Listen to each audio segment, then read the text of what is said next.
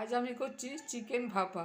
একদম কম তেলে করব চিকেনটা। চিকেনেতে আমি দই, লঙ্কা গুঁড়ো, হলুদ গুঁড়ো আর ধনে গুঁড়ো মাখিয়ে রেখেছি। আমি যেগুলো মাখিয়ে রেখেছি দিয়ে দিলাম। এতে দিলাম একটা পেঁয়াজ কাচি, খুব বড় পেঁয়াজ একটা, আর একটা ছোট পেঁয়াজ, দুটো পেঁয়াজ দিয়ে দিলাম।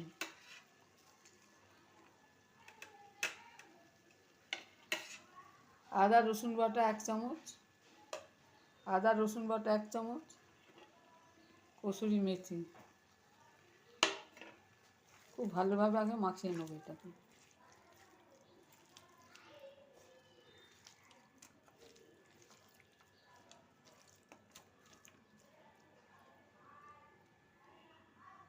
এতে পরিমাণ মতো নুন দিয়ে দিলাম, সর্ষের তেল দিয়ে দিলাম।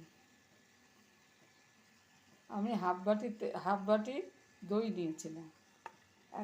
সর্ষের তেল বেশি দিলাম না, 1 চামচের মতো দিলাম।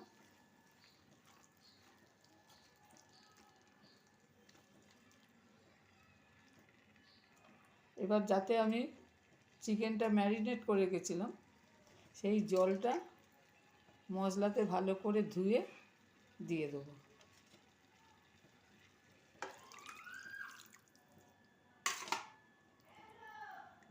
একটু বেশি জল দিলাম। এতে 3টে কাঁচা লঙ্কা দিলাম। প্রথমে আঁচটাকে আমি জোরে করে দিলাম। মশলাটা একটু সব নেড়ে নিলাম।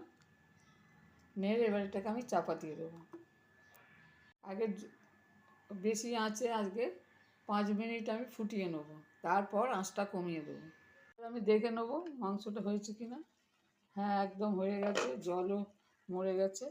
এবার এতে আমি একটু ধনেপাতা ছড়িয়ে দিলাম। আমি আর কাঁচা তেল দিলাম না, আমি ধনেপাতা ছড়িয়ে মাংসটাকে নেড়ে চাপা দিয়ে দিচ্ছি। আমার ভাপা মাংস রেডি হয়ে গেছে। যদি আপনাদের রেসিপি ভালো লাগে, শেয়ার করবেন, সাবস্ক্রাইব করবেন আর কমেন্ট করে জানাবেন। এটা খুব স্বাস্থ্যের পক্ষে। আমার ভাপা মাংস রেডি হয়ে গেছে। যদি রেসিপি আপনাদের ভালো লাগে, শেয়ার করবেন, সাবস্ক্রাইব করবেন আর কমেন্ট করে জানাবেন। সবার পক্ষে সহজপাচ্য আর খুব সুন্দর খেতে হয়েছে। আপনারা একবার বাড়িতে তৈরি করে দেখতে পারেন। চিকেন ভাপা আমার রেডি। যদি রেসিপি ভালো লাগে, শেয়ার করবেন, সাবস্ক্রাইব করবেন আর কমেন্ট করে জানাবেন।